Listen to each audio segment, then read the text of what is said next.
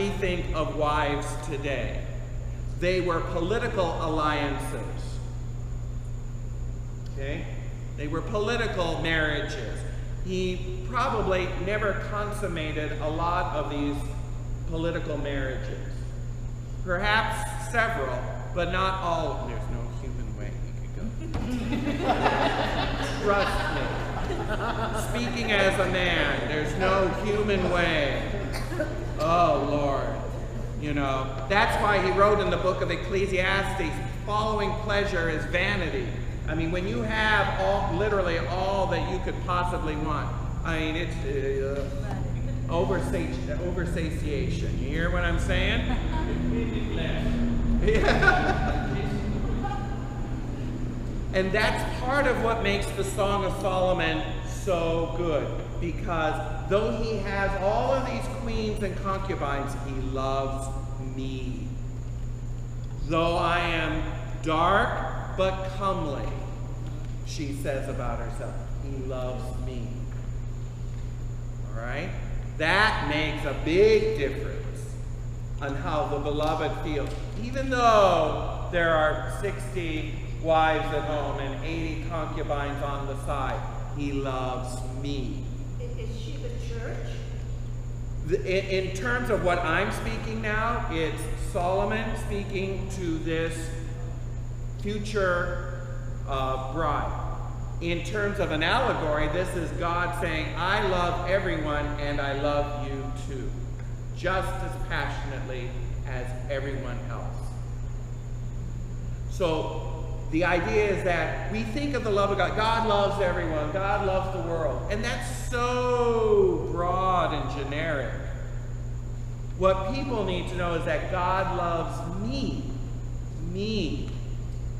And I can't help but think of the story of Mother Angelica. She describes that she had a very bad stomach condition when she was younger, when she was like a teenager.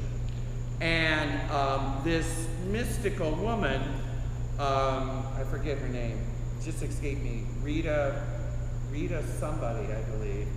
I can't remember. She came and prayed for her, and she was healed of this stomach ailment that she had experienced for many years. And she said, that was the first time I believed and knew God loved me. And it changed her life. She then dedicated her life as a nun, a Carmelite nun, and then you know what happened later. You know, she established EWTN, blah, blah, blah, blah, blah, blah, blah. But the point is that experience, that healing that she received was a personal touch from God. She had been a Catholic, you know, since she was a little girl. But it was like going through the motions, she said.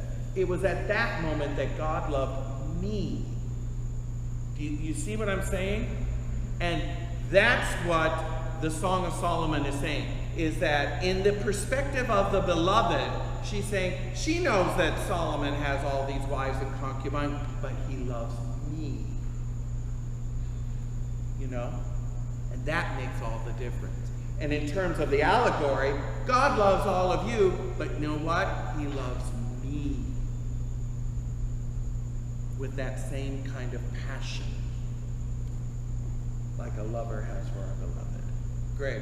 I think, like, kind of in response to what you were describing about how we as men grapple with the loving Christ, Christ loving us, and that marital thing. And same thing with women with, you know, Mary might have the same barrier. But this really breaks it down, because I think God says, you know, of all your other concubines, right, whether it's racing or you know, eating or whatever things I love, I choose to put God as that one lover. And he, in that sense, that marital sense, he's the one above everything else that, you know, eating was. Very good, very good. Great. Great.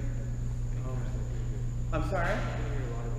Oh, he was saying that it's understanding how God loves me, even though, and correct me if I'm wrong, from what I understood, that though I may have all these other love interests in my life, like other concubines, that when I put God, when I realize God loves me, it takes me off of that and puts me on a different level with Him. Am I good with that? And when I say concubines, it would be whatever passion we might have that would overcome our love for God.